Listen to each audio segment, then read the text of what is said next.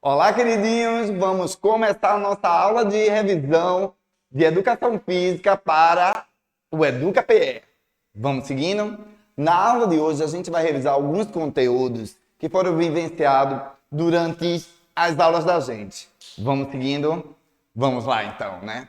A gente vai falar um pouquinho sobre a questão do corpo, do espaço, da fluência, de algumas danças que a gente vivenciou nas aulas de hoje. Vamos seguindo? Então, vamos lá, né? A gente viu da dança que ele precisa de alguns elementos coreográficos. Um deles é o corpo coreográfico, que é justamente os bailarinos. A gente viu também que, dependendo de cada dança, esse corpo coreográfico pode variar de 2 pessoas, se for uma dança de salão, ou pode justamente ser várias pessoas, no caso, como da quadrilha que vocês veem aí na foto, né? O local também é muito importante para a dança, tá certo? E a gente tem também a questão da coreografia, que vai variar dependendo de cada estilo de dança que você vai escolher. Outro elemento da dança é o vestuário ou figurino, que isso daí atrela e dá uma característica especial a cada ritmo, a cada dança escolhida. Tá certo?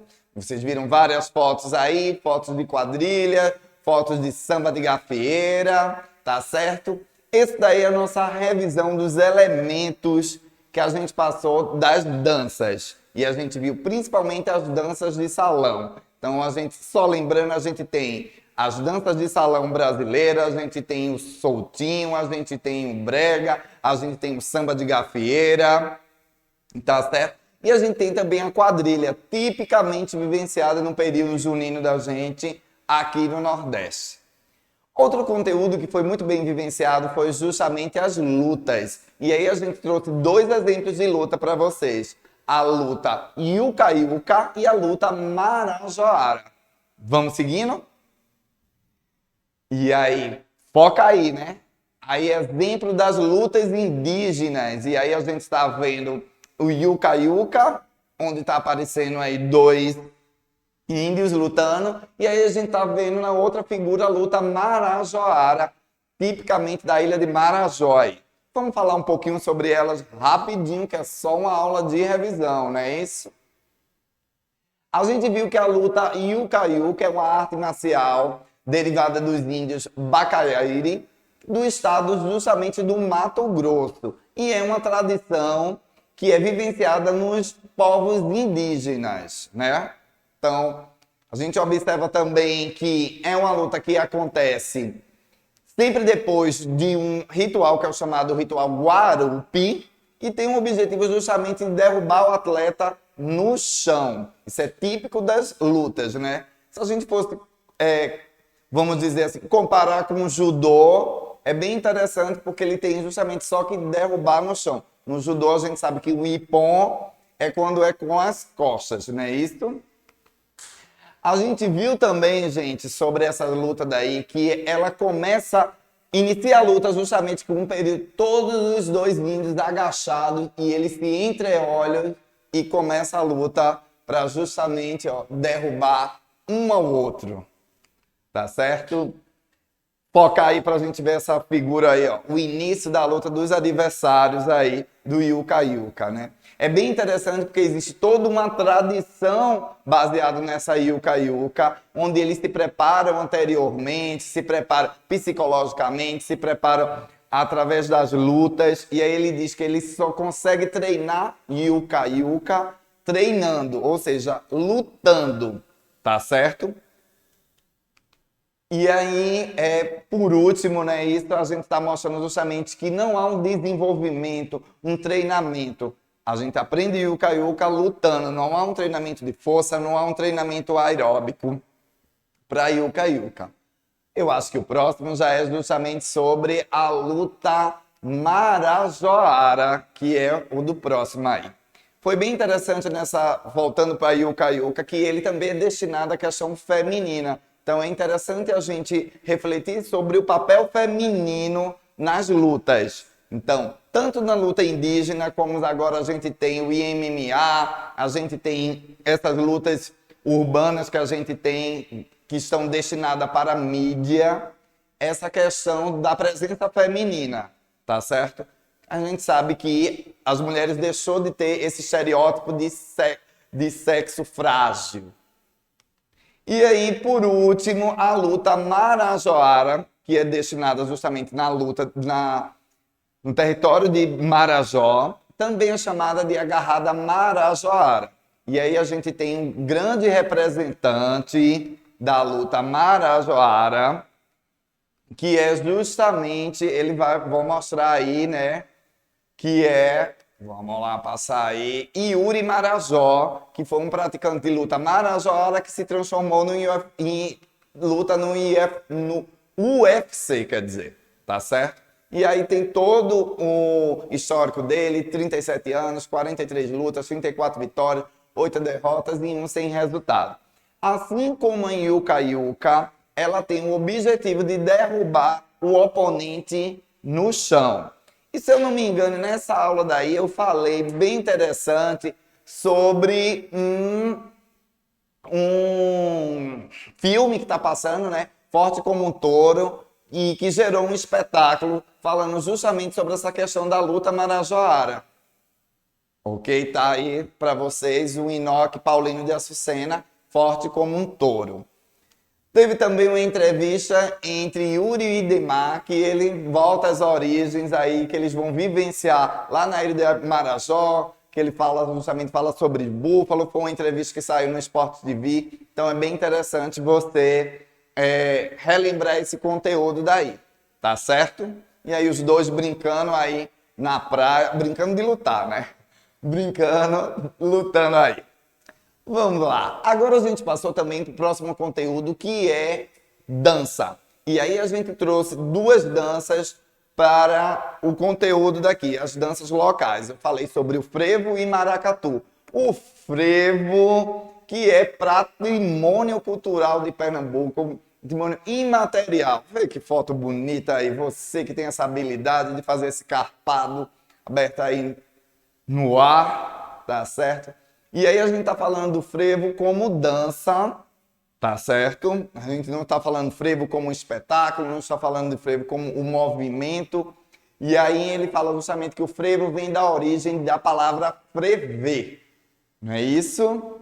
E aí a gente sabe que no dia 9 de fevereiro é comemorado o dia do frevo, tá certo? Mas aí a gente fala também que é uma dança que ela tem essa origem de ser frenética. Também ela é confundida também com um movimento que foi desenvolvido pelos capoeiristas de sair na frente dos corpos. E aí eles usavam justamente como se fosse o punhal para se defender. Então, a sombrinha, dentro da sombrinha, tinha justamente esse punhal para ele se defender. E aí tinha esse movimento de jogar, né? Os braços e tudo mais. E aí eu vou falando também das características da dança, né? A gente tem vários passos do frevo, e aí lembrando que o frevo é bem interessante porque ele tem vários tipos de níveis. No plano nível baixo são aqueles passos mais difíceis que você faz agachado. No plano médio a gente tem a tesoura, balança, e também tem no plano alto, aí como a gente voltou numa foto que a gente mostrou aí, que foi o carpado aí. Tá certo? A gente está falando sobre algumas características, que são os instrumentos, trombone, trompete, saxofone e tuba, que é justamente das orquestras de frevo, não é isso?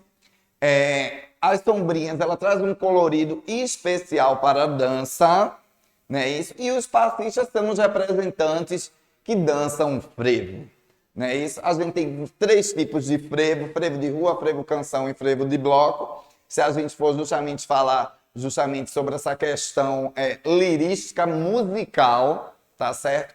E aí a gente fala um pouquinho sobre cada um. O frevo de rua, ele está atrelado mais à orquestra, aos movimentos livres. O frevo canção, ele já tem essa questão do vocal, da poesia, e o frevo de bloco, ele tem mais de uma pessoa falando sobre, cantando e tudo mais, tá certo?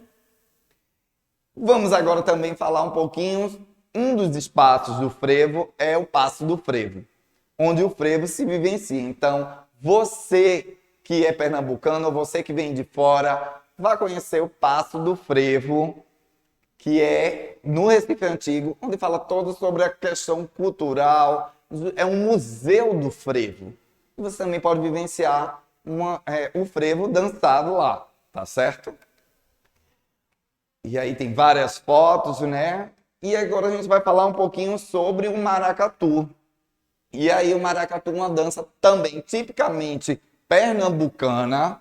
E aí a gente traz justamente, ele sofre influência da cultura africana, portuguesa e indígena. E a gente observa que no maracatu, as figuras que são representadas são justamente dessas culturas. A gente tem a dama do passo, a gente tem o rei e a rainha, mas também a gente tem os caboclinhos, ou seja, os indígenas que são representados, né? A gente tem cidades que são expoentes do maracatu, que são elas Olinda, Recife e Nazaré da Mata. E a gente tem dois tipos de maracatu, né? A gente tem o maracatu de baque solto, que a gente vai ver daqui a pouco, né? Ele está falando justamente dessa questão da origem, que foi baseado nos negros que vieram para o Brasil, e aí a figura do rei e da rainha representam justamente a figura do rei e da rainha do Congo, tá certo?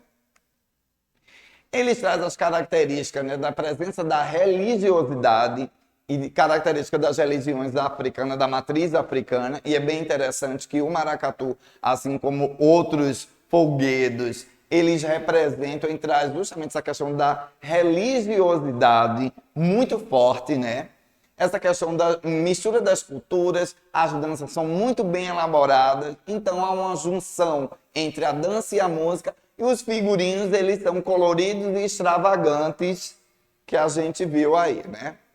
E aí, bem interessante essa figura daí, que vai falar justamente sobre a questão da dança. Os passos do maracatu, eles estão muito ligados à cultura africana, à cultura do candomblé, dos idexá, então, e dos afoxés. Então, são muito bem elaborados, baseados nessas três danças que permeiam o maracatu. A gente tem dois tipos de maracatu, que é o maracatu nação, ou de baque virado, e o maracatu rural, que é também chamado de baque solto. Então, duas figuras aí representadas aí. Eu não vou me estender muito sobre eles, tá certo? Porque isso aí é uma aula de revisão, e aí a gente já vê. Vamos passar para os próximos conteúdos, que é para a gente não perder o foco, tá certo, da gente. E aí a gente vai falar um pouquinho sobre a questão dos jogos. Os jogos populares, um resgate cultural. É o próximo conteúdo da gente que a gente vivenciou nas aulas. E aí a gente tem justamente que são jogos, tá certo? Então, os jogos, quais são os jogos populares, o que vem a definir o que vem a ser os jogos, quais são os tipos de jogos que a gente tem aqui, berlinde, buca, bega, balela, peteca, pinica, tilica, chimbra. Quem é que nunca jogou chimbra? Você sabe o que é chimbra? Carambola. Então, é aquela bola de gude que você, quando era pequeno, jogava, né? Então, conceito de jogos é importantíssimo. O jogo é a invenção do homem. É um ato em que a sua intencionalidade e curiosidade resultam num processo criativo para modificar imaginariamente a realidade e o presente. Coletivo de Autores, 2019, página 65. É importantíssimo a gente ter esse conceito de jogo, porque os jogos, assim como as lutas, são um conteúdo da educação física que mais caem do Enem. Tá certo? E vamos seguindo aí, né? A gente pode dizer que o jogo é uma atividade física, lembrando que o jogo ele também pode ser utilizado de diversas formas e vai variar de conceito para conceito, do tempo e onde ele vai ser abordado. Pode também ser levado como uma estratégia pedagógica para ser utilizado pelos professores. E aí a gente tem os jogos populares, que a gente conhece muito bem aí. Bola de gude aí, ó. Quem é que nunca jogou bola de gude?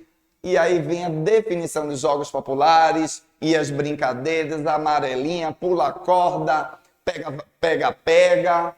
Então, dono da rua, que a gente viu, né? E vem a questão do jogo, a gente precisa atrelar também a questão da definição do corpo. O corpo como sendo um elemento que está presente dentro do jogo.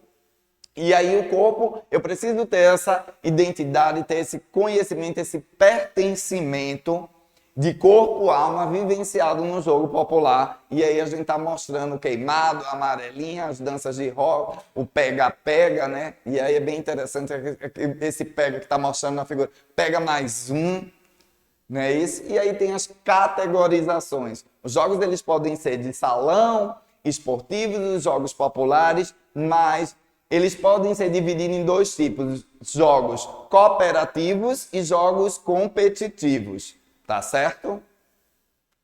E aí ele está mostrando justamente quem é que nunca brincou aí com o seu badoque, estilingue.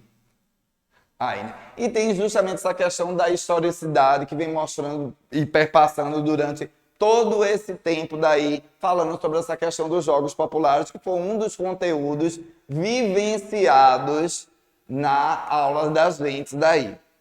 E aí, muitas crianças e adolescentes passam horas isolados no seu quarto ou lanche, jogando.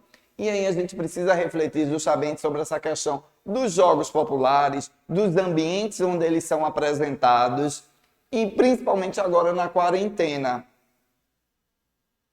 E aí eu fiz uma pausa para a gente pensar sobre os jogos populares e a quarentena. Tá mostrando aí um jogo Uno. Será que não dá para a gente vivenciar esse jogo Uno na casa da gente? Será que a gente não pode vivenciar com as pessoas que estão na casa da gente os jogos? Será que não é o momento da gente quebrar um pouquinho e refletir sobre essa questão dos jogos populares e a pandemia? E aí a gente vai trazer, por último, as suas relações dos jogos com o lazer, que foi o que a gente estava falando anteriormente sobre refletir, tá certo? E aí eu trago a definição justamente da questão do jogo de Cascudo e Kishimoto, que é justamente para perpetuar a cultura infantil e desenvolver a convivência social. O jogo ele está atrelado ao prazer, ao lúdico, a eu vivenciar a brincadeira. Você só joga o que você gosta. Então, é a definição atrelada aí ao homus ludens, a ludicidade.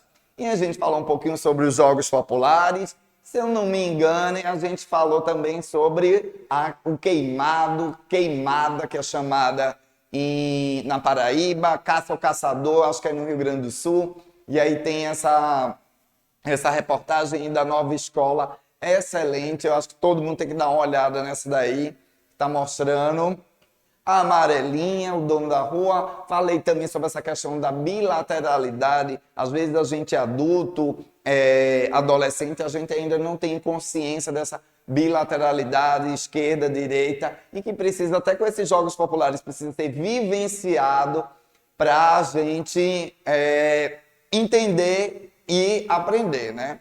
E aí tá mostrando, se eu não me engano, eu acho que esse aí é Barra Bandeira, essa figura daí. E tem o próximo que é o dono da rua. Que nunca brincou? Dono da rua, melancia, cuscuz. Eu apanhava muito lá, cuscuz do palitinho lá. Então é bem interessante esse aí. Aí o pega-pega, tá certo? Que eu acho que é vivenciado por todo mundo. E aí o cabo de guerra, que também ele pode ser utilizado como uma das provas, foi um jogo popular que é utilizado no exército para mostrar, né? Então, lembrando que os jogos, gente, você desenvolve as estratégias. Existem 6 características muito bem definidas para definir o jogo, e o que um jogo ele pode até passar a ser um esporte. Mas isso daí a gente só vai saber nas aulas sobre esportes, tá certo? Falei um pouquinho sobre a amarelinha, e aí eu vou explicar cada um. Corrida de saco. Quem é que não se lembra de corrida de saco? Quanto é interessante essa daí. Tá certo? Então, gente, é muito importante esses conteúdos que a gente foi vivenciado. A luta, a dança e o jogo são conteúdos que sempre caem, tanto no Enem como na sua prova do SSA. Lembrando que esses conteúdos eles estão justamente atrelados à cultura corporal, são componentes da cultura corporal, a dança, a luta e o jogo, assim como a ginástica e o esporte. Tá certo? Então, é muito importante esses conteúdos, lembrando que o primeiro ano a gente trabalhou a questão das danças de salão, as danças de salão brasileiras e os seus elementos e características. Com as lutas também a gente trabalhou as lutas brasileiras e aí a gente viu o exemplo da Yuca e a gente viu o exemplo da luta marajoara. E com os jogos a gente viu a definição de jogos e aí a gente focou só nos jogos populares, que é mais importante. E aí nos jogos populares a gente atrelou basicamente a questão dos jogos populares aqui na região Nordeste, especificamente aqui no Recife, tá certo? Uma ótima revisão para vocês e eu te espero com um resultado excelente no Desafio EducaPE.